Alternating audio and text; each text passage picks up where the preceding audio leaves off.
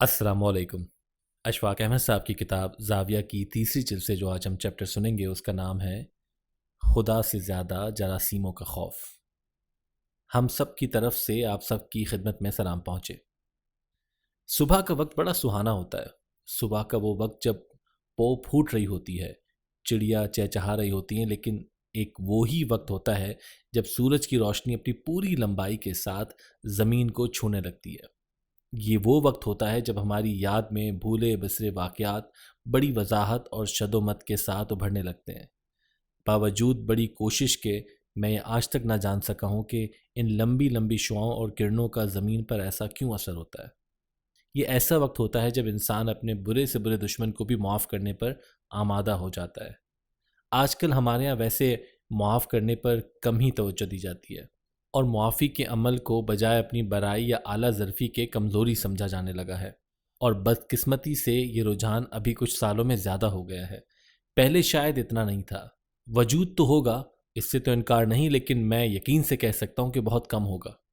जब हम बचपन में थे तो अपने दीगर साथियों से लड़ाई भी होती थी, नाराज़गी भी, लेकिन मुझे याद नहीं पड़ता कि हम में से भी किसी को अगले किसी दिन को मनाने की ज़रूरत पेश आती हुई या कोई गिला दिल में रह गया हो। वैसे ही हंसते खेलते लड़ते झगड़ते दिन गुजर जाता था। लेकिन अब हमने अपना अलग ही तर्ज फ़िक्र इख्तियार कर लिया है। हमने मुख्तलिफ़ लोगों के बारे में मुख्तलिफ़ राय कायम कर ली है। मिसाल के तौर पर हमने सोच रखा है कि अब मैंने दुरानी साहब की फ़लाँ बात का जवाब फ़लाँ तरीके से देना है। अगर चपरासी करमू ने छुट्टी मांगी तो नहीं देनी, क्योंकि वो बहाने से छुट्टी करता है।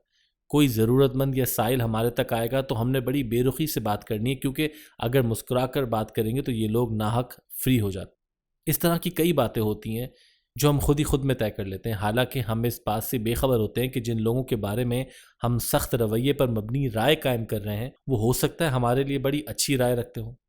जिस चपरासी कर्मों को हम छुट्टी ना देने और झिड़कियां देने का फैसला सादर कर चुके हैं, वो इस बार छुट्टी के लिए बहानेबाजी से काम ना ले रहा हो और उसे वाकई ही कोई मसला या मुश्किल दरपेश हो। हमने शायद कभी एक लम्हे के लिए भी नहीं सोचा कि हमारे चेहरों से हंसी मुस्कुराहट क्यों ना पैदा हो रही है। बात ये नहीं है कि हम अच्छे होना ही नहीं चाहते हैं, ऐसा हरगिज़ हरगिज़ नहीं है। हमारे दिल के किसी न किसी गोशे में ये ख्वाहिश ज़रूर मौजूद है कि हम अच्छे बने, लेकिन एक अजब खौफ हमें इस बात से दूर करता रहता है। ख़वातीन और हज़रात, मेरे मामू मेरे वालिद साहब से बिल्कुल उलट थे।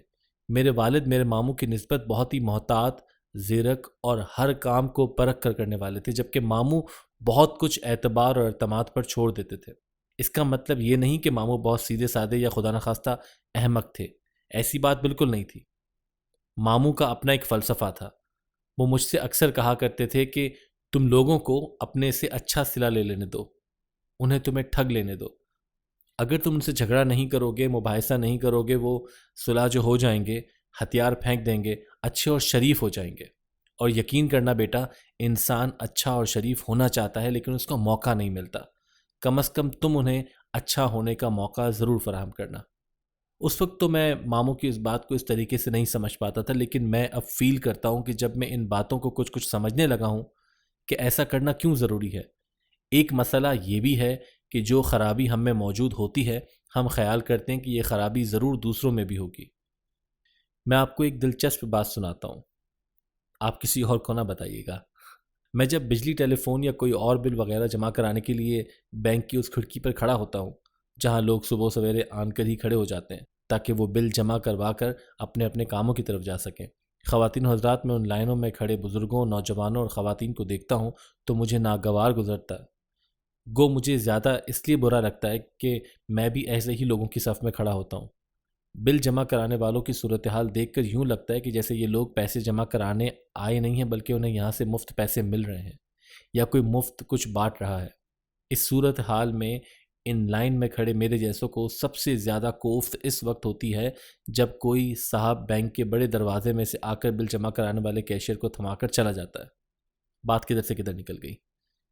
मैं जब बैंक की खिड़की पर खड़ा बिल जमा करवा रहा होता हूँ तो कई बार मेरे जहन में ख्याल आता है कि मैंने अपने यूटिलिटी बिल्स के जो पैसे कैशियर को थमा दिए हैं, ये ही ना हो कि वो पैसे लेकर ये कहे कि आपने तो मुझे पैसे दिए ही नहीं है। अब मेरे पास उसे पैसे देने की कोई रसीद भी नहीं, और मैं कैसे किसी और को यकीन दिलाऊंगा कि मैंने वाकई कैशियर को पैसे दे दिए हैं। लेकिन वो कैशियर बड़ा ही ईमानदार होता है, اس نے میرے گہرے خدشات کے باوجود آج تک مجھے نہیں کہا کہ میں نے اسے پیسے ادا نہیں کیے، اور وہ نہایت شریف النفس اور دیانتدار کیشیئر میرے بلوں پر ٹھکا ٹھک مہرے لگا کر اور دستخط کر کے بل آدھے پھاڑ کر میرے حوالے کر دیتا ہے۔ ہمارے انگریزی کے استاد ہمیں کہا کرتے تھے کہ تم اپنے اندر اپنے بچپن کو کبھی نہ مرنے دینا، اس طرح تم بوڑھے نہیں ہوگے۔ اگر تم اپنے بچپن کو اپنے اندر سنبھال کر نہ رکھ سکو تو پھر تمہیں بوڑھے ہونے سے کوئی نہیں روک سکتا۔ شاید ضرورت ہے کہ ہم سب اپنے اندر بچپن کی وہ خوبیاں اجاگر کریں جو نفرت، حسد اور اس جیسی برائیوں سے پاک ہوتی ہیں۔ محبت بچپن کا خاصہ ہے۔ معصوم شرارتیں اور بونگیاں ذہنی تندرستی کے لیے بہت ضروری ہیں، اور ماہرین نفسیات اس بات پر بہت زور دیتے ہیں کہ کچھ وقت کے لیے خود پر ایسی کیفیت وارد کرنا بہت ضروری ہے جس میں ہم اپنے تعارف سے ہٹ کر اور اپنے عہدے کو ایک طرف رکھتے ہوئے چند منٹوں کے لیے بچے بن جائیں، ویسے ہی کمرے میں بھاگے جیسے بچے گلی میں منہ سے اور موٹر سائیکل یا گاڑی کی آواز نکال کر بھاگتے ہیں، یا ہم شیشے کے سامنے کھڑے ہو کر عجیب و غریب شکلیں بنائیں۔ یہ کام کرتے وقت دروازے کی کنڈی ضرور چیک کر لیجئے گا کہ کہیں اور ہی مصیبت نہ کھڑی ہو جائے۔ کہنے کا مقصد یہ ہے کہ زندگی میں جس طرح باقی معلومات ضروری ہیں، اسی طرح فلاح اور کسی دوسرے کو تکلیف پہنچائے بغیر شرارتوں کا ہونا بھی ضروری ہے۔ یہ خوش و خرم زندگی کا راز ہے۔ سڑک پر گاڑیوں کی سپیڈ چیک کرنے کے لیے اکثر تار بچھی ہوئی ہوتی ہے۔ جب کار اس تار پر سے گزرتی ہے تو دور بیٹھے ٹریفک والوں کے پاس گاڑی کی سپیڈ ریکارڈ ہو جاتی ہے۔ فیروزپور روڈ پر نہر کے پل سے ذرا پہلے ایسی ہی تار بچھی تھی۔ ایک روز میں نہر پر جا رہا تھا اور میرے آگے ایک فاکسی جا رہی تھی۔ اس کار کے جیسے ہی اگلے پہیے اس تار پر سے گزرے تو زور کی بریک لگی اور گاڑی رک گئی۔ پھر اس گاڑی میں سے 2 تنومند نوجوان نکلے۔ انہوں نے فاکسی کے پچھلے دونوں پہیے اٹھا کر اس تار سے لگائے، بغیر گزرے اور آگے رکھ دیے، اور اس کار پر سوار ہو کر چل دیے۔ اب میں کچھ دیکھ کر بڑا حیران ہوا کہ یا اللہ، ایسی کیا بات ہے کہ ان لوگوں نے اتنی تکلیف کر کے یہ کام کیا۔ جب میں قرطبہ چوک پہنچا تو وہاں بڑا رش تھا اور ٹریفک جام تھی۔ جب میری گاڑی ان نوجوانوں کی گاڑی کے مقابل آئی تو میں نے شیشہ نیچے کر کے ان سے فاکسی کے اس طرح گزارنے کی وجہ پوچھی، تو اس پر وہ نوجوان پہلے مسکرایا اور پھر بتایا کہ یہ جی بس ایسے ہی ہے، ایک تفریحی کھیل ہے، ہم اکثر یوں ہی کرتے ہیں۔ اس طرح ٹریفک والوں کے پاس گاڑی کے اگلے پہیے گزرنے کا حساب تو ریکارڈ ہو گیا ہوتا ہے، اور انہیں گاڑی کے پچھلے پہیے گزرنے کا انتظار ہوتا ہے، اور اب تک وہ انتظار کر رہے ہوں گے کہ پچھلے پہیے کب گزریں گے۔ اور ان میں سے کچھ سارجنٹ ایسے بھی ہوتے ہیں جو سمجھتے ہیں کہ شاید ولایت والوں نے کوئی گاڑی ایسی بھی بنائی ہوگی جس کے پہیے ابھی آنے ہیں۔ یہ ایسی چھوٹی چھوٹی باتیں ہیں جو ہمیں ایک دم سے دکھ و الم کی زندگی سے باہر نکال دیتی ہیں۔ ایک روز ہم ڈیرے پر بیٹھے ہوئے تھے۔ میں نے اپنے بابا جی سے پوچھا، جناب، دنیا اتنی خراب کیوں ہو گئی ہے؟ اس قدر مادہ پرست کیوں ہو گئی ہے؟ بابا جی نے جواب دیا، دنیا بہت اچھی ہے۔ جب ہم اس پر تنگ نظری سے نظر ڈالتے ہیں تو یہ ہمیں تنگ نظری دکھائی دیتی ہے۔ جب ہم اس پر کمینگی سے نظر ڈالتے ہیں تو یہ ہمیں کمینی نظر آنے لگتی ہے۔ جب اسے خود غرضی سے دیکھتے ہیں تو یہ خود غرض ہو جاتی ہے۔ لیکن جب اس پر کھلے دل، روشن آنکھ اور محبت بھری نظر سے نگاہ دوڑاتے ہیں تو پھر اسی دنیا میں کیسے پیارے پیارے لوگ نظر آنے لگتے ہیں۔ خواتین و حضرات، نیکی اور بدی دونوں کا وجود لازم و ملزوم ہے۔ اگر دنیا سے بدی بالکل اٹھ جائے تو پھر نیکی کو کون نیکی کہے گا؟ اور اگر نیکی اٹھ جائے تو پھر برے کو برا کون کہے گا؟ ایک کا وجود دوسرے کے وجود کی اہمیت سے ہمیں آشنا کرتا ہے۔ اب اس کا مطلب یہ بھی نہیں کہ نیکی کے ساتھ بدی کا ہونا بھی ضروری ہے۔ خواتین و حضرات، زندگی اتنی مشکل بھی نہیں ہے جتنی مشکل ہم نے سمجھ رکھی ہے۔ ایک زمانے میں لال صابن سے نہاتا تھا، میرے بالوں کو کوئی نقصان نہیں پہنچتا تھا۔ میں کھانا کھاتا تھا تو مجھے ہاتھ ڈیٹول سے نہیں دھونے پڑتے تھے۔ تب شاید اب سے خطرناک جراثیم بھی کم تھے، لیکن اب شاید جراثیموں کی بہتات ہو گئی ہے، یا پھر ہم سوچتے ہی اس طرز پر ہیں۔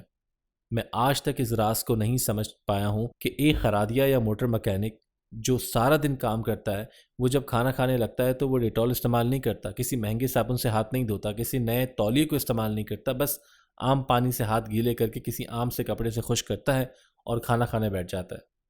وہ بیمار نہیں ہوتا، لیکن ہم جو بڑی احتیاط کرتے ہیں، پھونک پھونک کر قدم رکھتے ہیں، جلدی بیمار ہو جاتے ہیں۔ جب ہم چھوٹے تھے تو اس وقت ہم اپنی ماں کے پاس بیٹھ کر کھانا کھا رہے تھے۔ اچانک روٹی کا لقمہ میری ماں کے ہاتھ سے زمین پر گر گیا۔ جوں ہی وہ لقمہ ماں کے ہاتھ سے گرا، انہوں نے بسم اللہ کہہ کر وہ لقمہ زمین سے اٹھایا، اس پر پھونک ماری اور اسے کھا لیا۔ اس پر میری بڑی بہن نے شور مچا دیا کہ اماں اس طرح سے آپ کو یہ روٹی کا ٹکڑا نہیں کھانا چاہیے تھا، یہ جراثیموں سے آلودہ ہو چکا تھا۔ لیکن میری ماں کچھ نہ بولی اور اس نے اطمینان سے وہ ٹکڑا نگل لیا۔ میں اب سوچتا ہوں کہ میری ماں جراثیموں سے زیادہ خدا سے ڈرتی تھی۔ وہ خدا کی دی نعمت کی قدر کرتی تھی، اور شاید ہم خدا سے زیادہ جراثیموں سے ڈرتے ہیں۔ میں ایک بار اپنی گاڑی کا کام کروا رہا تھا، دوپہر کا وقت تھا، تو وہ ورک شاپ میں وہ کاریگر وغیرہ روٹی کھانے لگے۔ انہوں نے مجھے بھی دعوت دی، لیکن میں نے شکریہ کہہ کر معذرت کر لی۔